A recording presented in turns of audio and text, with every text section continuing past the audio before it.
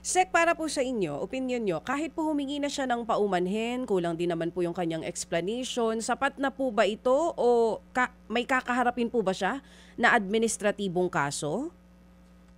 Ongoing na po yung administrative case po ngayon. No? May preliminary investigation na po.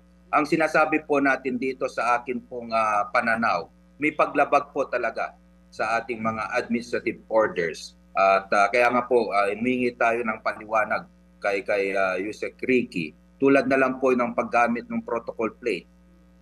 Tulad na lang po na nakita natin sa video yung paggamit ng mga blinkers natin. At yun, kailangan niyang ipaliwanag mabuti kung bakit merong sasakyan na may protocol plate at may blinkers. Mas lalo na po dun sa pagdating sa blinkers natin.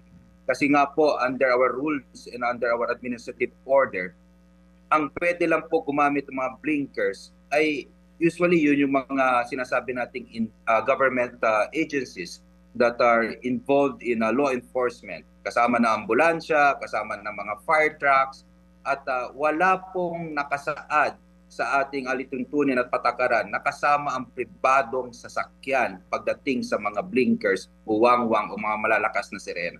Sek Banoy, curious lang po ako. Same office po ba kayo ng pinapasukan itong si Yusek Alfonso? Wala po bang nakakakita sa kanya dyan na ginagamit niya po yung sasakyan na may protocol plate number 10? Ang opisina ko po ay sa Primex. Ang opisina po ng Undersecretary for Special Concerns sa may Columbia Building naman po. Oh, kaya ko Yes, kaya ko po kasi yan natanong kasi hindi po allowed, tama po ba, yung mga undersecretaries natin to use the protocol plate number 10. Tama po ba yon, Sec? Sa rules po, pwede po silang gumamit. Ito, liliwanagin ko lang po, no?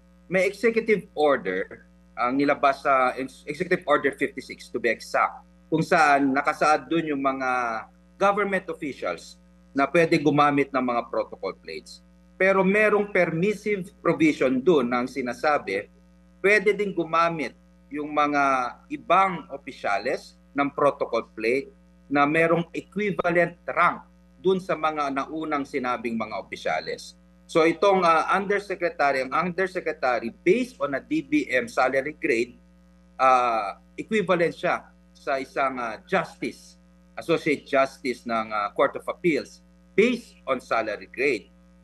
Pero merong requisitos po yan at dapat po yan ay dapat aprubahan ng head of agency. At hindi lang po yun, dapat nakalagay po dun sa mismong protocol plate, nakalagay dapat kung anong ahensya. Kasi yan ang patakaran na dapat nakalagay either DOTR, either ibang ahensya, dapat ganun ang pagkalagay sa protocol plate. So yun yung mga tinitingnan natin ngayon, DJ Chacha. Sa akin, nakita ko yung protocol plate, parang walang ahensyang nakalagay sa video. So yun ang sinasabi natin ngayon sa LTO na they have to check further. Kaya nga po inihingi ng LTO ngayon, nasaan yung protocol plate, nasaan yung mawangwang. They have to submit.